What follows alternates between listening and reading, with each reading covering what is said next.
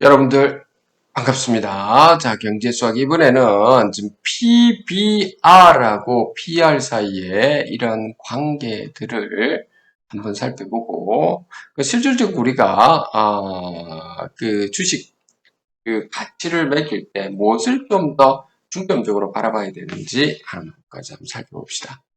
자, PBR이라고 하는 것은 우리가 그 ROE에다가 PR을 곱해주면 이렇게 되죠.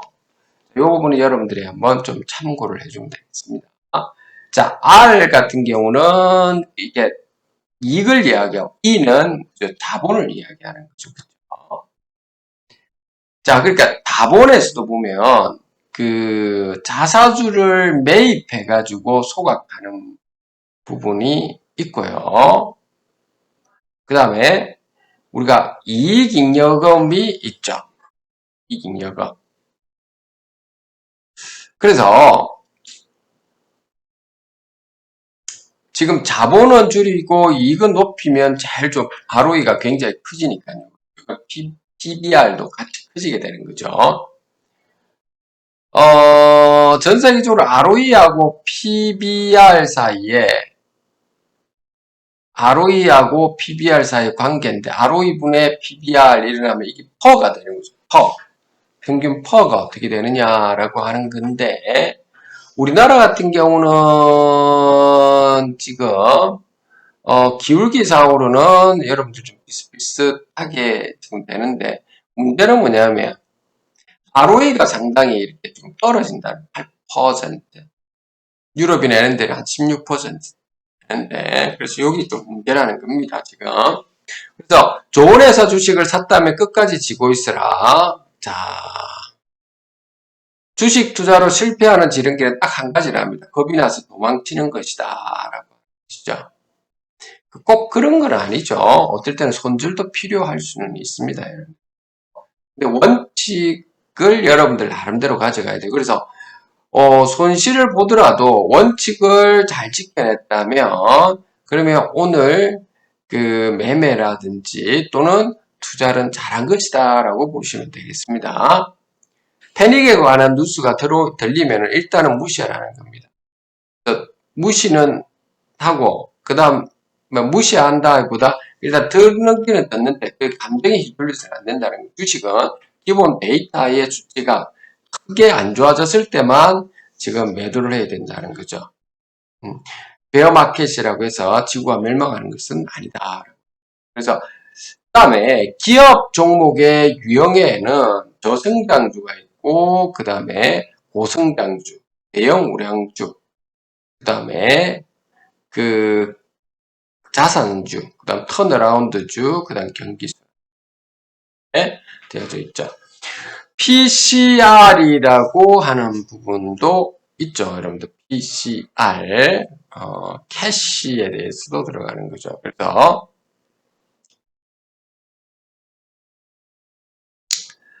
우리가 PR, EPS 성장률, 그 다음에 PG, FCF라고 하는 유동자산, 이제 이런 부분을 우리가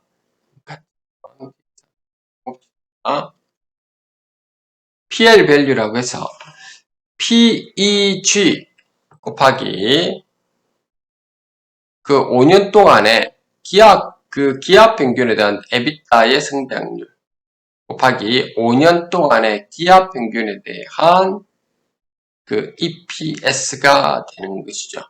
이렇게 하면 여러분들이 있을 겁니다. 그래서 구체적인 예를 좀 뒤에 봅시다. 이게 그 에비타에 대한 성장률이 그 5% 미만이면 좀 미적용하고 에비타의 성장률이 25% 이상이면 25%로 고정해서 사용하면 되겠습니다. 그 다음 PG 같은 경우는 우리가 이익 성장률 말하는 그 PEG PG는 1로 한번 고정해 보죠. 그냥 이익 성장률. 그러면 에비타나 아까지는 우리가 이렇게 봤을 거고 그 다음에 EV는 추정 미래에 대한 EBITDA에서 배수를 곱해주면 되는 거죠. 그래서 예를 들어서 M사 같은 경우에는 2024년도에는 EPS가 5,440원, 2025년도에는 7,796원, 2026년에는 11,137억 원이라 한다면 평균적인 EPS 같은 경우에는 7,788원이죠. 3년 동안. 2년 동안 하면은 6,512원이고. 그 다음에 이게 에비타에 대해서도 성장률은 19%, 67%. 그래서 평균 에비타가 36이 이렇게 나오게 되죠.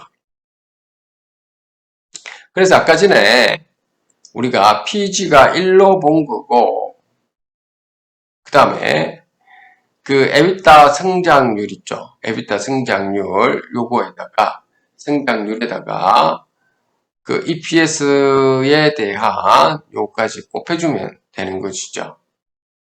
그래서 이 두 개를 곱해주면 PL 밸류 값이 이렇게 나온다라고 하는 것이죠.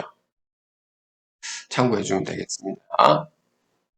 그 다음에 SOTP 방법론 이런 것들이 좀 많이 또 등장하는데 Sum of the Parts라고 해서 각각의 사업 분야에 가치 평가를 한 뒤에 이를 합산해서 전체의 가치 평가하는 방법이 이렇게 하는 방법도 있다라고 하는 겁니다.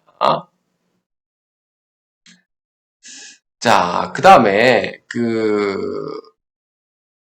마무리를 하기 전에 요거 다시 한 번만 더 이렇게 한번 보죠. 자, 영업 레버리지라고 하는 부분은 매출액이 증가할 경우에는 그 매출액 증가율보다는 이익 증가율이 더 크게 보통은 나타난다라고 하는 것이죠. 고정비 효과 때문에 그렇죠. 예를 한번 들어볼게요. 그 A사와 B사를 보게 되면 A사는 매출액이 100, B사도 100이라고 해보죠. 고정비가 50, 여기는 30, 변동비가 30, 50. 그 다음 이익은 20, 20 똑같습니다. 근데 매출액이 지금 30%가 증가하면 요 130, 130은 똑같고, 근데 고정비는 변함이 없고 변동비에서 그만큼 30%씩 증가하게 된 거죠. 그러면 이익은 여기가 41, 그 다음 35 이렇게 되죠. 그래서 이익 증가율이 보면은 한쪽은 105%, 한쪽은 그 75%가 된다는 거죠. 그래서 우리가 여기서 알 수 있는 부분이 뭐냐면 변동비가 낮은 쪽이 있죠. 매출액이 증가할 때가 굉장히 폭발적인 이익 성장률이 좀 증가한다는 겁니다. 변동비를 그래서 낮추는 쪽에 좀 더 초점을 둬야 된다라고 하는.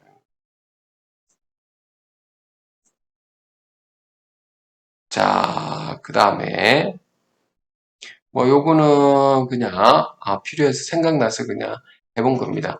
총 비용하고 어떤 설치를 할 때 우리가 에너지 효율을 위해서 전기 요금은 줄어들게 하면서 설치비는 이렇게 올라갈 수 있으니까 이 두 개를 합쳐서 총 비용을 좀 줄일 수 있는 요 방법도 생각을 해봐야 되겠죠.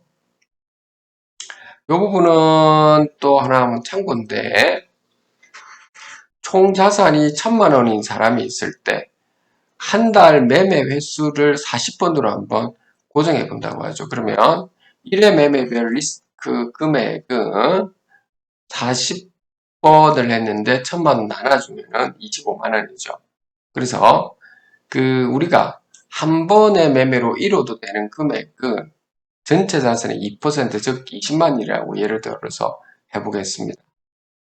그러면 아까 전에 우리가 리스크 금액이 25만 원이고 그리고 우리 이뤄도 되는 금액이 20만 원이니까 이렇게 나눠보면 1.25죠. 2.25 이렇게 주문수량은 이렇게 나온다 하는 것이죠. 만약에 4천만 원의 경우에는 매매 계약수가 5개. 옵션이나 선물에서 좀 많이 사용되니까 한번 참고를 하면 되겠습니다. 그래서 여러분들 여기까지 한번 해보도록